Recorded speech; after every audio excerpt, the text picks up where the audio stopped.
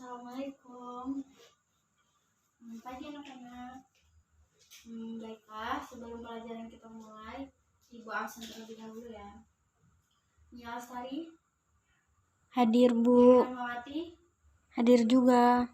Rumita, Hadir, Bu. hadir semua ya.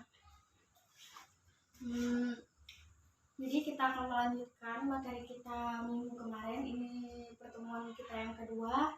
Pertemuan ini kita akan membahas tentang teks prosedur. Bu. Baiklah. Baik, Bu. Ada yang tahu apa itu teks prosedur? Tidak tahu, Bu. Ibu akan menjelaskan sedikit tentang materi kita hari ini, yaitu teks prosedur. Jadi pengertian dari teks prosedur itu yang berisi langkah-langkah atau tahapan yang harus dilakukan untuk mencapai suatu tujuan. Dan yang kedua itu ada ciri-ciri teks prosedur. Ada beberapa. Yang pertama itu berisi langkah-langkah yang berupa pola. Jadi teks prosedur umumnya berbentuk langkah-langkah kegiatan, namun ada juga teks prosedur yang berupa paragraf, kurang lebih seperti teks narasi. Nah, yang kedua itu menggunakan kalimat saran dan larangan. Yang ketiga berisi informasi bersifat objektif, yaitu informasi-informasi yang bermanfaat. Dan yang terakhir itu terdapat bilangan urutan atau langkah-langkah yang menunjukkan langkah-langkah prosedur tersebut. Dan yang ketiga itu ada macam-macam teks prosedur. Ada yang tahu macam-macam dari teks prosedur? Ada dua. Yang pertama itu ada teks prosedur sederhana. Jadi teks prosedur sederhana ini berisi langkah-langkah yang sederhana atau simple. Contohnya seperti langkah-langkah menyalakan TV, mengoperasikan setrika, dan lain sebagainya yang simple lah, yang lebih yang langkah-langkahnya sedikit. Dan yang kedua itu ada teks prosedur kompleks. Nah, teks prosedur kompleks ini kebalikan dari teks prosedur sederhana.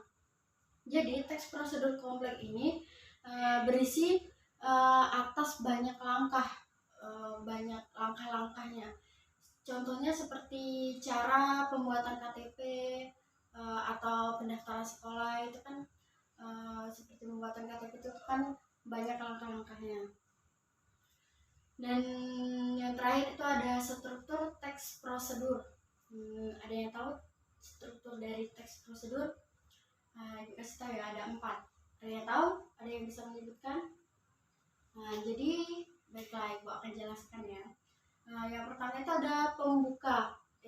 Jadi pembuka itu umumnya diawali dengan judul yang merupakan inti dari kegiatan tersebut. Dan yang kedua itu material. Jadi material itu alat atau bahan. Misal contohnya cara pembuatan makanan. Nah, cara membuat makanan itu kan ada alat bahan, misalnya kayak kompor dan lain sebagainya, dan bahan-bahan lainnya. Dan yang ketiga itu langkah-langkah, berisi langkah yang dilakukan untuk memperoleh hasil. Langkah-langkah yang akan menghasilkan di akhir. Dan yang terakhir itu ada kesimpulan. Jadi kesimpulan ini bagian berupa kesimpulan dari kegiatan tersebut. Itu saja yang bisa Ibu jelaskan mengenai tentang teks prosedur. Kita lanjut. Di sini Ibu akan apakah di sini baik Ibu akan tanya sekali. Apa kalian sudah paham tentang teks prosedur yang Ibu jelaskan tadi? Insyaallah paham ya. Oke, kalau kalian paham, Ibu ada kuis untuk kalian.